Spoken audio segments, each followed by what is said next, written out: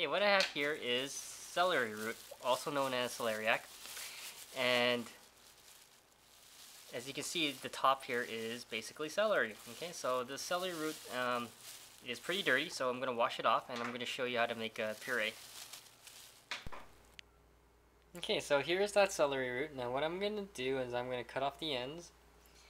Okay, and then basically I'm going to peel it and then wash off all the dirt, make sure all the dirt's gone.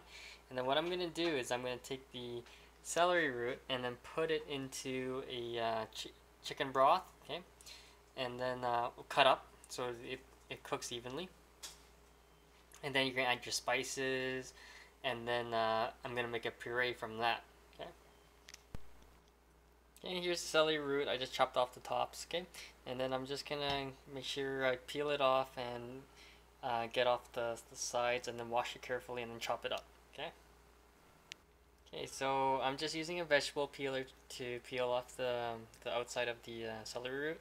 Okay, now you're gonna run into some, crevices and things like that. It's just better to just use the knife and chop that area off. Okay, so like this bottom part.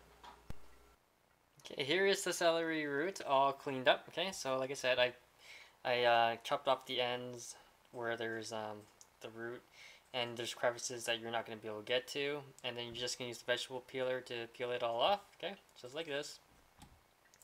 And you can actually smell the nice aroma that comes out from it. It smells a lot like celery, okay. So now you're going to cut it up into chunks, okay, and then you're going to boil it up in a chicken broth, and then you can use herbs such as sage, you can salt, pepper, okay, and then basically we take that and then we're gonna blend it afterwards, okay. Okay, as you can see, I'm chopping it all up, so it's all chopped up, and what I'm gonna do is I'm gonna throw it in a pot with some chicken broth, okay, and as you can see here, right there, okay, so I'm gonna throw that in there, and then put in those herbs like sage, pepper.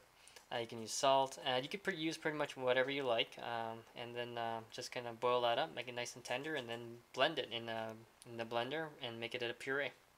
You can use garlic, right? So I just have to chop this one up too now. Okay, here it is all chopped up in the chicken broth, and what I'm going to do is I'm going to make sure I fill it up, okay, with some water, and then you're going to boil it out until it's nice and tender. You put in your herbs, put in your salt, okay, make sure it's nice and seasoned. You can use garlic, whatever you want, okay, and then we're gonna take that when it's done and put in the blender, okay. Okay, now I'm just gonna wait for it to boil, and all my herbs are in there. Now, like I said, you're gonna be boiling this for a while, so you don't have to use it on, turn your stove on max or anything. Just put the lid on and just let it boil on a low, medium temperature. So I'm finished boiling it, and now what I'm going to do is I'm going to put it in my blender, and I'm going to grind it all up and make a nice puree out of it, and it's nice and soft, okay, so I'll show you the end results. So here is that celery root puree, okay, all finished, okay, so just like it's a good alternative to like a mashed potato or something. Now it also goes well with chicken, so I'm having it with this herb chicken, which I basically put a nice sear on it, okay, so you want to put a nice sear on it with like using a little bit of coconut oil or something, and then what I do once you get that nice sear, because it locks in the moisture when you sear it, you then add a little bit of water and then basically poach it, so that'll keep in the moisture, okay, so that's what I do. You don't have to do it that way, but it does turn out pretty nice, as you can see, okay, and nice and flavorful too, and moist.